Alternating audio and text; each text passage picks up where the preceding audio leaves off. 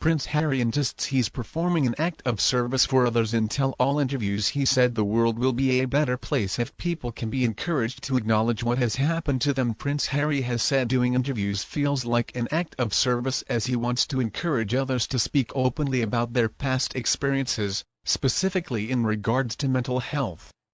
The Duke of Sussex made the comments during his live interview with trauma expert Gabor Matt as part of his efforts to promote his memoir, Spare. Talking to Matt over Zoom, he said, "There's people that have shared things of my life, outside of my control, true or false, but to be able to share the things of my life that I think are important for other people. It feels like an act of service." I think that's probably the same thing here as well, which is that vulnerability is so important. And if we can encourage other people to be vulnerable themselves, to be able to have conversations with their own families and conversations with themselves and acknowledge what has happened to them, and I think in the world will be a better place.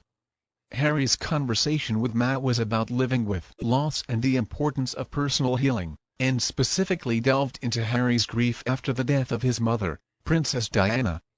The expert has over 20 years of experience working with people suffering from addiction and other mental illnesses and is well known for his beliefs surrounding childhood trauma. He argues most problems adults face are connected to trauma they endured as a child. Dr. Matt started to the conversation by asking if Harry sees himself as a victim, something the Duke dismissed. Harry said, "I don't see myself as a victim. I'm really grateful to be able to share my story and help encourage others."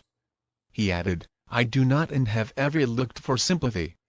Harry was quick to open up about the difficulty he faced dealing with his mother Diana's death. He said first finding therapy helped him to burst a bubble he felt like he was living in. He said it was scary finding a therapist to unpack how 12-year-old Harry reacted to his mother's death. Harry added, "I thought that when I went to therapy that it would cure me, and that I would lose whatever I had left of my mother.